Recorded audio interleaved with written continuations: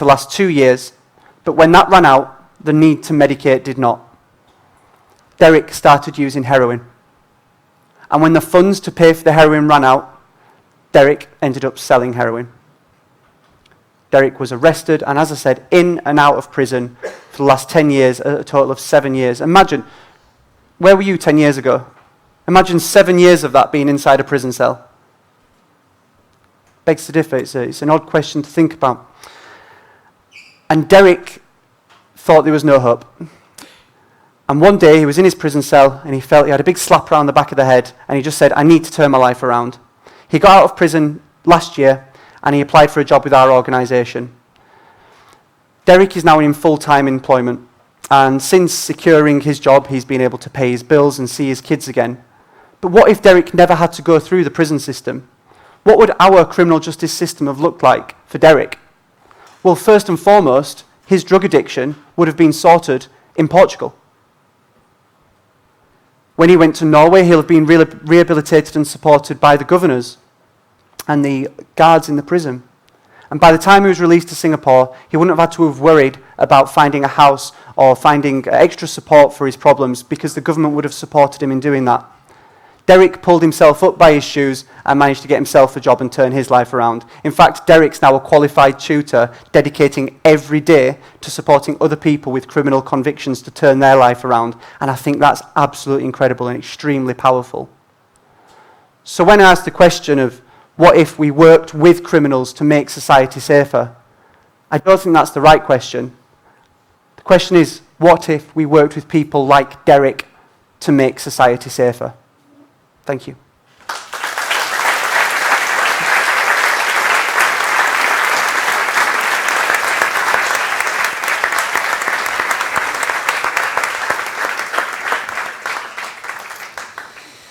So, the stupid question, how do you feel right now? I'm overwhelmed. It's so strange seeing all these faces looking at you, telling your story, and then to have such a great response, so thank you from everyone for that. Thank you. It was a fantastic story, right? So, now we will slowly have some music at one point, but first I want to give a big round of applause as well to all the beautiful volunteers that are on stage and all over this place that made this happen.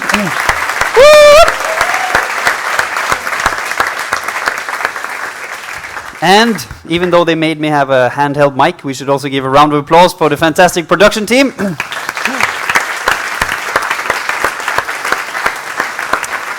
And a very last applause for Jacob when he's walking out. Thank you.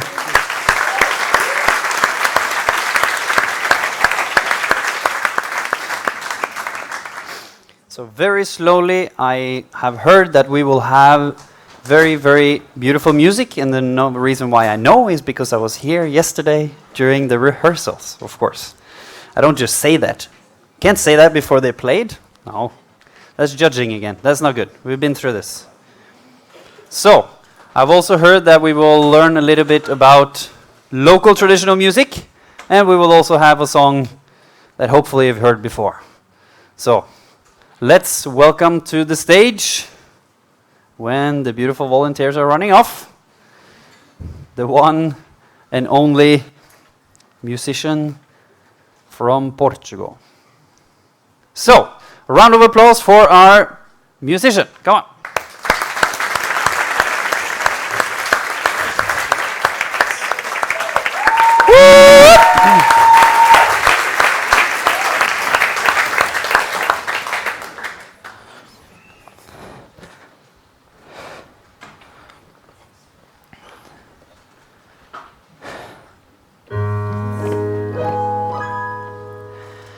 Sou do fado,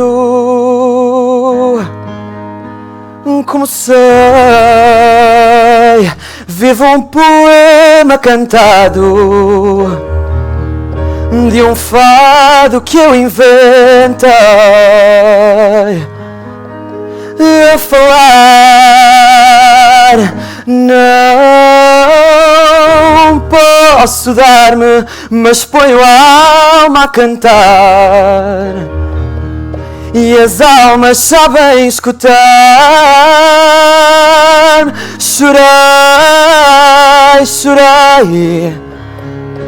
Poetas do meu país, troncos da mesma raiz da vida que nos juntou. E se vocês não estivessem a meu lado, então não havia fado, nem fadistas como eu sou. Esta voz tão dolorida é culpa de todos vós, poetas da minha vida. É loucura, ouço dizer, mas bendita esta loucura de cantar e de sofrer. Chorai, chorai, poetas do meu país, troncos da mesma raiz da vida que nos juntou. E se vocês não estivessem a meu lado, então não havia fado, nem fadistas como eu sou.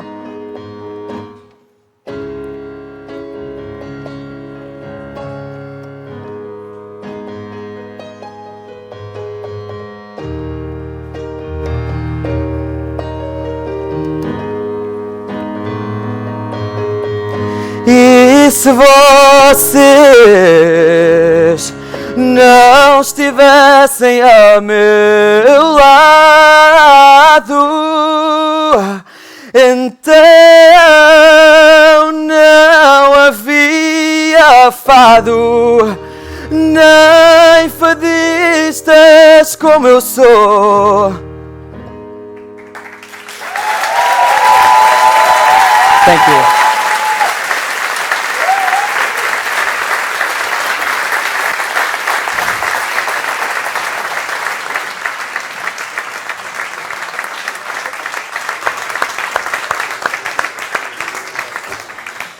You know what is the best thing about any performance on stage? When you are rehearsing, it's kind of the same as an athlete preparing for the Olympics. You're practicing, you're pushing yourself, but there's just something that happens to people when they perform. Yesterday we had coaching before the session that I was running, and one of the most important things I was saying was, we can physically prepare, we can have our notes, we can make beautiful looking slides, we can visually prepare, we go through the performance, either the song or the presentation or the talk in our mind. But when you enter that stage, none of you really care. Do you care if they're prepared? Do you care if he prepared or not, or if that was just the first time he ever sung this beautiful kind of music? No, you don't. And the same in the Olympics. No one really cares what you did before you entered into the final of the 100 meters. That could be as short as 10 seconds of your life of performance. So the beauty of something live, being in this room, is that you can actually experience the best of that person. And this was even more beautiful than it was yesterday when he rehearsed. And all the speakers as well were even better today than they were yesterday. So what you have been served now, I can even say as an international speakers coach, this is A-level. This is fantastic, the three people you have seen. So another round of applause for them to come into the Q&A session.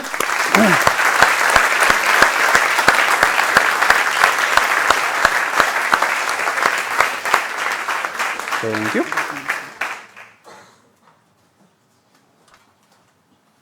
Yes. How do you guys feel? Are you still excited or happy, or how does things go now? I'm still Still shaking, yes. Yeah. But it was so good. Thank you. There's no reason to shake. Mariama, how do you feel? Is the mic on?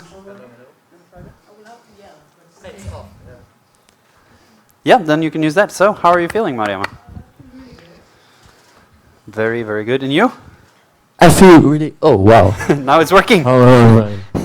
I feel really good as well. But the thing is, now we're getting off script. Yes, Yeah. so this is the This is challenging interesting, part. yeah. Everyone's getting stressed now. No preparation. So the first question would go for Jacob. And these questions have come from you that are using the app. So remember, if you're joining any other session later today, it's really important that you use this chance. Most of the speakers are also, and there I lost my sound again. That's perfect. No? You can hear it? Great. And this is your chance, because most of them are international. So most of them you can't just find in the halls of Catholica, other than the beautiful singer we had here. So use that chance to actually ask.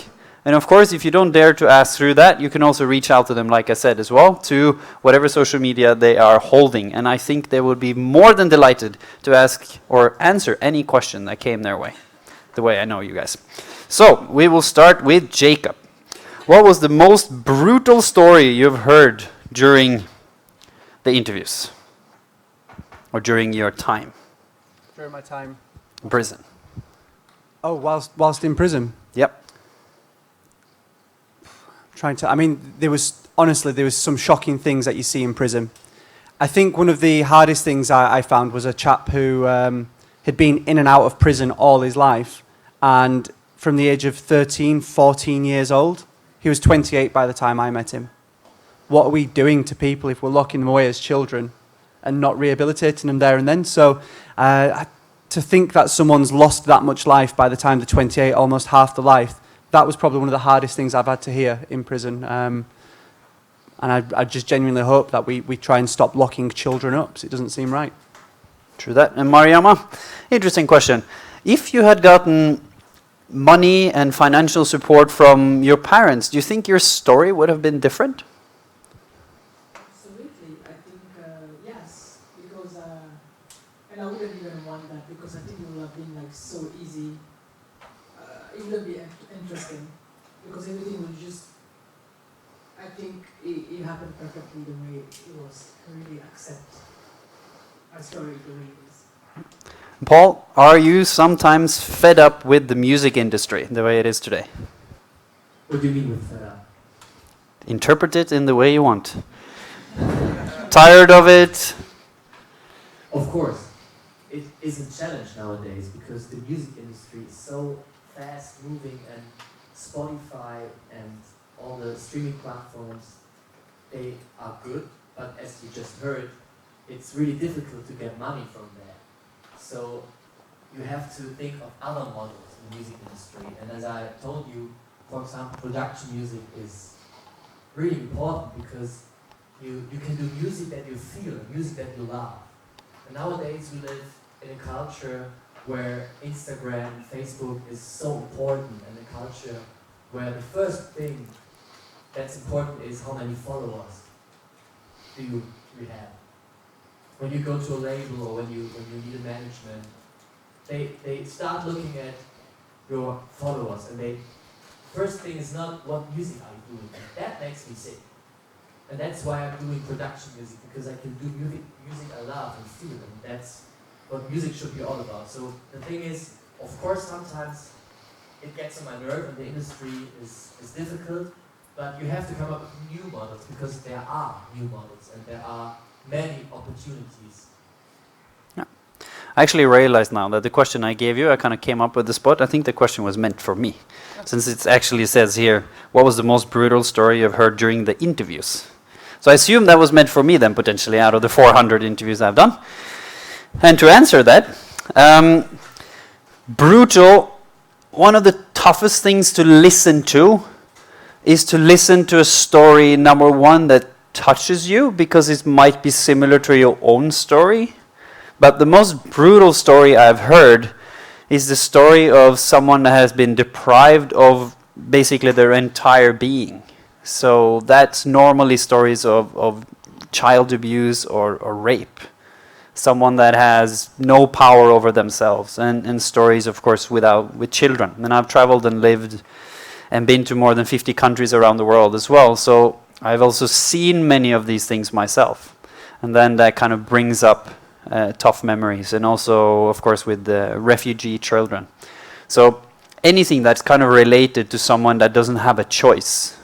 It's really tough to listen to, stories about criminality, and it's tough to listen about stories about illnesses and things that really change your personality or a tough journey. But in theory, we see examples today of people who can empower themselves to overcome that. But when you are a child and you are out of control of the situation, that's what really is the toughest things for me to listen to be fair. Now this turned off. I can't turn it back on, so let's wing it. So, for you, do you think focus interacted potentially to change your creativity? But I think that, because that's some of my musical friends, they will be a little bit scared with that, right? They'll be like, no, I have to live this very vivid lifestyle, because if not, I will ruin my creativity. So what do you have to say about that? I think that's right. And many musicians I know, they are doing exactly this lifestyle, like doing what they want and like partying the whole day and saying they need that for their creativity. I can understand that, but this doesn't help me to be creative, because then I lose myself in that process. And I did that a few times, and maybe I did that for a year or something like that. The thing is, it's funny, and you get excitement when you do all this stuff. But the thing is, creativity comes with a job. And my job as a musician, I have to make a living of that. So I have to start focusing on something to make a living of that. And living every day, partying, like being creative, feeling the vibe, you can do that sometimes, but for that, you need the job. Then for me, it's a hobby, because you need to start focusing on something in your life. Yeah. And to you, Mariama, one of the questions from the crowd was, it seems like when we're growing up, your personality was a competitive advantage. But they asked, what about the young teenagers out there that, and like me as well, when I was young, that didn't find necessarily their ground yet, their feet, so their personality might be in the blur. So what would you say to them in terms of being able to find the strength that it seems like you have shown in your life? I would tell them first to be true to themselves. For me, I always feel like, so many people, for example, I'm inspired by so many people. I'm inspired by Oprah Winfrey, for example, or Tory Burch. But when I look at them, I don't get inspired in a way to become them. I get inspired in a way to remain me.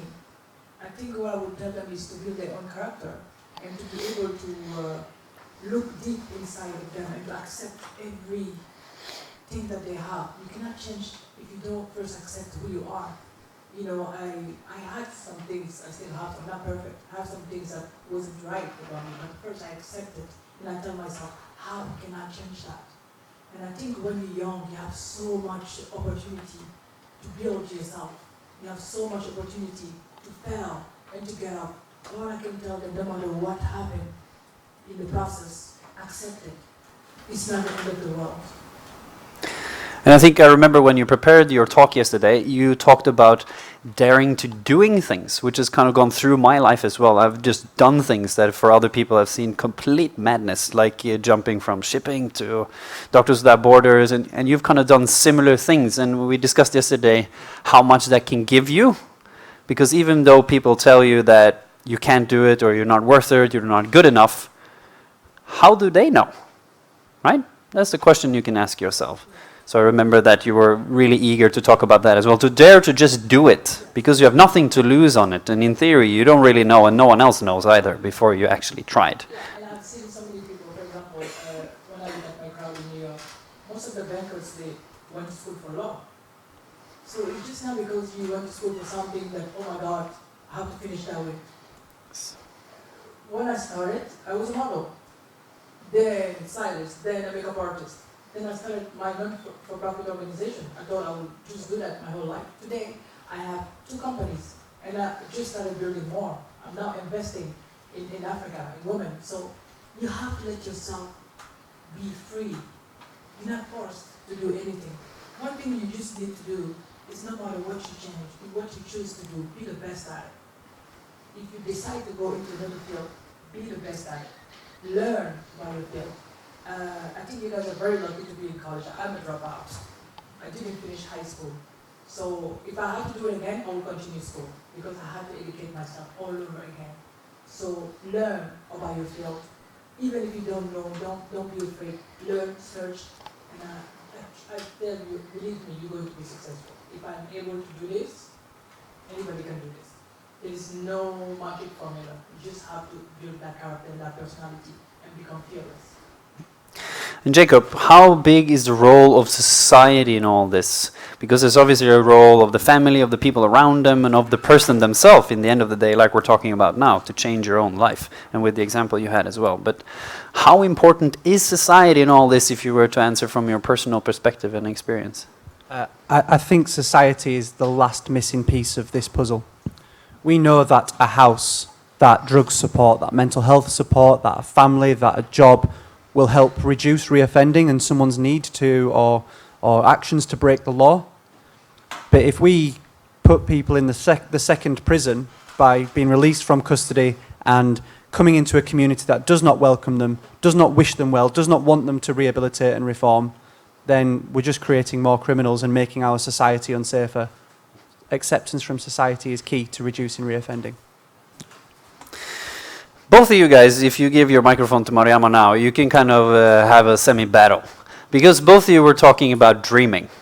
And you were basically talking about dreaming and then in some way kind of showing that that wasn't necessarily a positive element in your life because it put you down.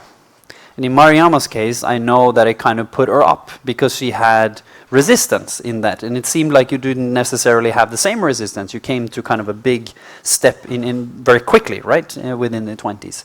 So what do you guys have to say about the reflections around how such a big thing can play 2 so different roles in the lives that you have? Because I would say that both of you have gotten really far now. Whoever wants to start. A rap battle. Let's do it. It's okay. I think for me, well, first of all, I'm such a big dreamer and I'm still dreaming. You know, I don't even think that I have stopped building my life.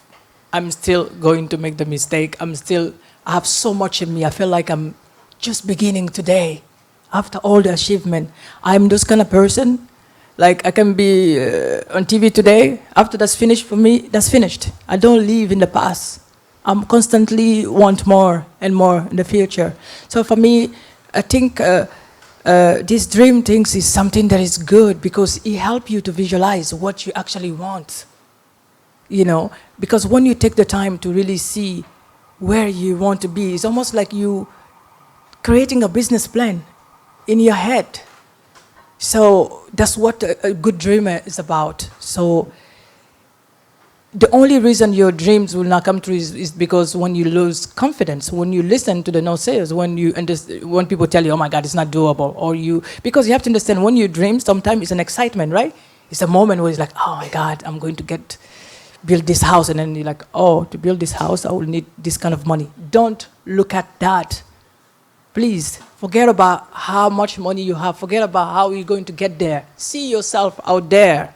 And now, believe me, trust me, every single dream that I wanted in my life, I achieved every single one. And that's my formula. I'm not afraid. I see it, I visualize it, and I believe it, and that's it. Try this, and you'll tell me that Mariama told me. So, Paul. Well, she's right. And I also think that dreams are very important. As I started my talk with, I'm a dreamer, and I always will be. I mean that. I love dreaming. I love thinking about what can happen with you, your career. Maybe being the biggest pop star, having an imagination of being a pop star or some things, that's great. But what I found out, there are two things that are important, reality and dreaming. And I mixed that up, you know. And the thing is that I got lost in my dream, and I chased my dream, and I didn't see all the great things that happened. And that was the mistake. The mistake was not that I was dreaming, because dreaming was the thing that brought me there. Without a dream, I wouldn't be here. I wouldn't be sitting here. Everybody told me in Germany, you are mad doing music for a living. Why being an actor? You are not good. In Germany, we are very structured, and dreaming is like forbidden. So, because of my dreams, I'm here. And dreaming is probably the most important thing. But you also have to live in the reality. And I mixed that up. And hearing your story, I feel a little bit bad, because, you know, you're from a place where it's not like I was born. I was born in a society, it's safe, luxury, parents, everything was great. And my dream is kind of a luxury problem. So that's another world, you know, and your dreams are like elemental things that are important for your life. And I had everything, you know. I'm coming home and I have everything. I can buy that if I want to. And that's a completely other world. So we should not mix that up. Yeah, but I want to say something, because it's good that you are privileged. But there are some people watching now that are not privileged, like you and I, and people like here. And I want to send this message to those people who are watching now. It's okay for you not to have all the privilege. One thing I know, that you can create your own opportunities. So I want these people right now who are in that stage to know that they can create these opportunities for them. When I started working, I didn't think of, oh, my father is a governor or this. I saw myself like every poor person in the world. So there is no difference between you or any wealthy or poor people. The difference is you. Is you, again. The reason dreams are important is because you can start seeing the opportunity for you. You can be with nothing. I came to New York, working in the Upper East Side, dealing with people who have $1 million. You know, when I walk in the room, you think I see myself any less than anybody? No. I want you people out there watching this to build your confidence and to tell yourself that if Oprah can be Oprah, you too can be you too. That's it.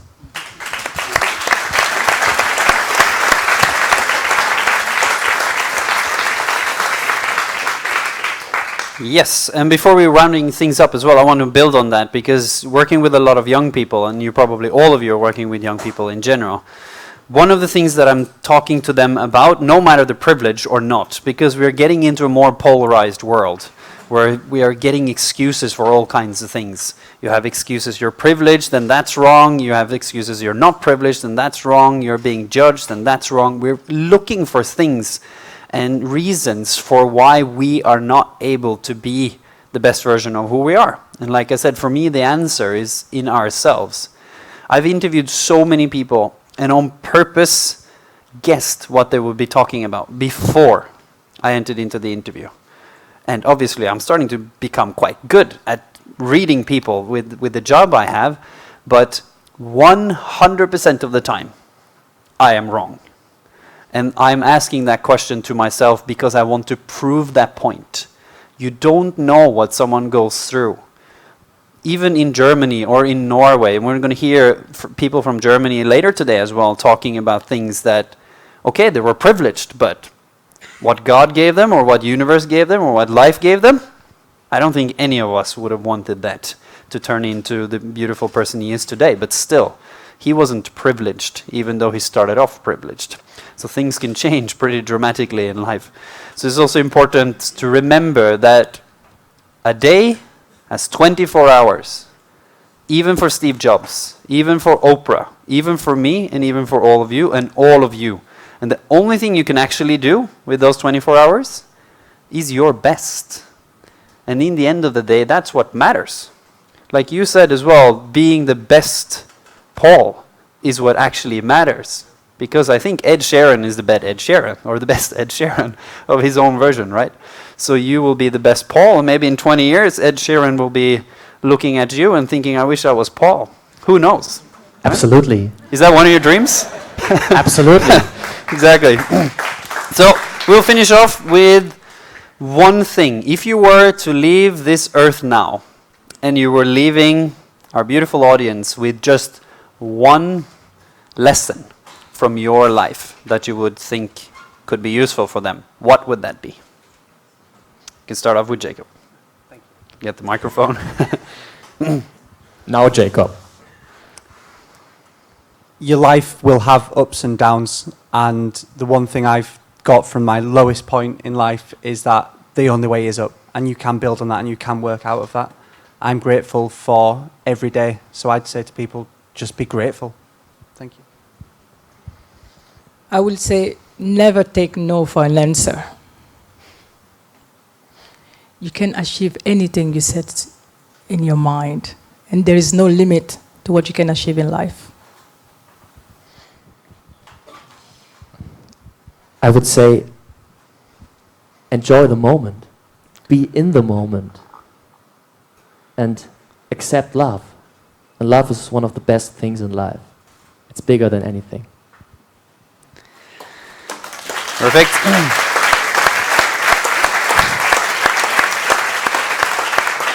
And I will just finish off with a saying that I learned from my grandmother. And she said, if you are close enough to see the beauty in a butterfly, yes, I have butterflies all over here, for the people wondering, you can see what really matters. And she obviously wasn't talking about butterflies. She was talking about human beings. Very smart old woman.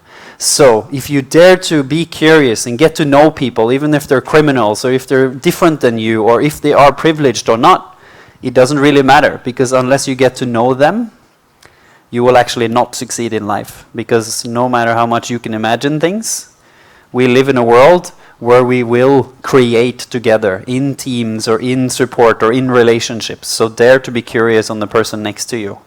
And maybe they will surprise you and share something you didn't know. So thank you. Now we will head into lunch and a break. So now we hope to see you back for the next couple of sessions. And thank you so much for being a good audience. Thank you.